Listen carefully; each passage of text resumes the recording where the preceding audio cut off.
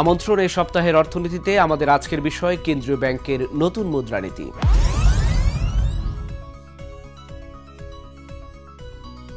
প্রত্যাশা মতোই বাংলাদেশ ব্যাংক নীতি সুদ হার 10% অপরিবর্তিত রেখে মুদ্রানীতি ঘোষণা করেছে। এই ঘোষণার তাৎক্ষণিক তাৎপর্য হল ঋণের সুদ হার 10 থেকে 16% নিচে নামছে না। এতে কিছু কিছু ব্যাংক আরও ফুলে ফেপে উঠবে। সমস্যা হবে ঋণ গ্রহীতা ক্ষুদ্র শিল্প ব্যবসাগুলোর, খেলাপি ঋণ আরও বাড়বে বলে আশঙ্কা।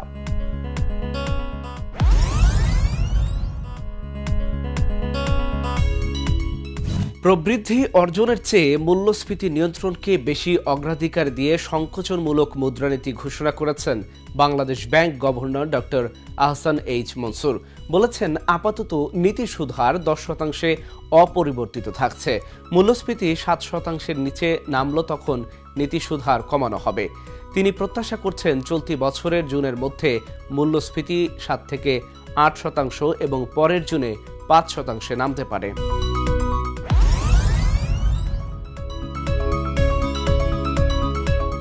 নীতি সুদ হার না কমিয়েও বেসরকারি খাতে ঋণ প্রবৃদ্ধি বাড়ানোর আশা করছে বাংলাদেশ ব্যাংক। 2024-25 অর্থ বছরের দ্বিতীয়ার্ধের জন্য ঘোষিত মুদ্রানীতিতে বেসরকারি খাতে ঋণ প্রবাহ বেড়ে 9.8% হবে বলে প্রাক্কলন করা হয়েছে। ডিসেম্বরের প্রথমার্ধ শেষে ঋণ প্রবাহ কমে 7.3% নেমেছিল, যা গত 12 বছরের মধ্যে সর্বনিম্ন। এর মধ্যেই Dhaka chamber of commerce and industries এক বিবৃতিতে বলেছে, নীতি সুদ হারের পক্ষে কেন্দ্রীয় ব্যাংকের এই কঠোর অবস্থান বেসরকারি খাতে ঋণ প্রবাহের পাশাপাশি সামগ্রিক অর্থনৈতিক সম্প্রসারণ বাধাগ্রস্ত করতে পারে। দেশের এই শীর্ষস্থানীয় চেম্বার বলছে, বিনিয়োগের জন্য দেশের বেসরকারি খাত ব্যাংকগুলোর উপর অনেকাংশে নির্ভরশীল। ঋণের উচ্চ সুদ হার পণ্য উৎপাদনের খরচ বাড়িয়ে মূল্যস্ফীতি বৃদ্ধিতে ভূমিকা রাখে। গত ডিসেম্বরে মূল্যস্ফীতি ছিল 10.89%, জানুয়ারিতে কমে 9.94% নামলেও তা প্রত্যাশার চেয়ে কম।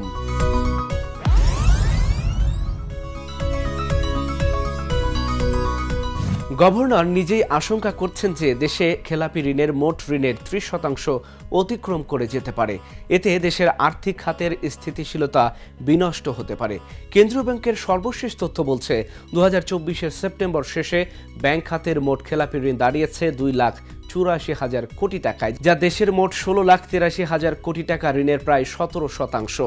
মুদ্রানীতিতে রিপোর্টে বলা হয়, খেলাপি ঋণ বেড়ে মোট ঋণের 30% ছাড়িয়ে যেতে পারে, যা ব্যাংকিং শিল্পের জন্য গুরুতর উদ্বেগের।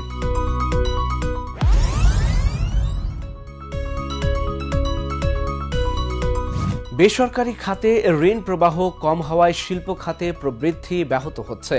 বাংলাদেশ পরিসংখ্যান ব্যুরো প্রকাশিত চূড়ান্ত প্রতিবেদন অনুযায়ী 2023-24 অর্থ বছরে কৃষি, শিল্প ও সেবা তিনটি প্রধান খাতে প্রবৃদ্ধি কমেছে। এর মধ্যে সবচেয়ে বেশি ধাক্কা লেগেছে শিল্প খাতে। সোমবার প্রকাশিত সংশোধিত প্রতিবেদনে দেখা গেছে, শিল্প খাতের প্রবৃদ্ধি নেমে এসেছে 3.51%, যা আগের অর্থ বছরে 8.37% থেকে 4.86 পয়েন্ট কম। 2021-22 অর্থ বছরে এই খাতের প্রবৃদ্ধি ছিল 9.86%। এর আগে গত মে মাসে বিবিএস এর সাময়িক প্রাক্কলনে শিল্প খাতের প্রবৃদ্ধি 6.66% হবে বলে পূর্বাভাস দেওয়া হয়েছিল। তবে চূড়ান্ত হিসাবে দেখা যাচ্ছে, বাস্তব প্রবৃদ্ধি সেই হিসাবের চেয়ে প্রায় অর্ধেক কম হয়েছে।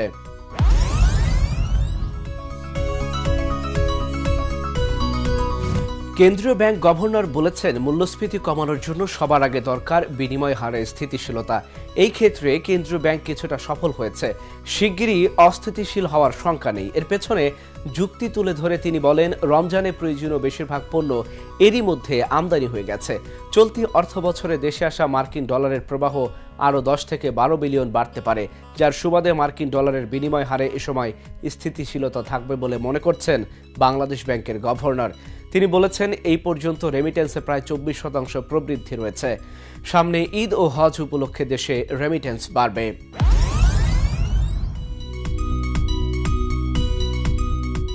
মূল্যস্ফীতি নিয়ন্ত্রণে বরাবরই নীতি সুদ হার বাড়িয়ে চলেছে বাংলাদেশ ব্যাংক, কিন্তু খুব বেশি উপকার হয়েছে বলে মানুষ মনে করছে না। 10 মাস ধরে মূল্যস্ফীতি 10% বেশি আছে।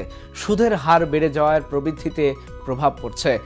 ঋণের সুদের হার বেড়ে গেলে উদ্যোক্তারা প্রতিষ্ঠান সম্প্রসারণ বা নতুন প্রতিষ্ঠান করতে উৎসাহিত হন না। এই কারণে কর্মসংস্থানের সুযোগ কমে যায়। সাধারণ মানুষের চাকরি বা কাজ কম পাচ্ছেন, এতে বেকারত্ব বাড়ছে। অনেক বছর ধরে বিনিয়োগ পরিস্থিতি ভালো নয়। নতুন মুদ্রানীতিও বিনিয়োগ বাড়ানোর কোনো দিশা দেখাতে পারল না।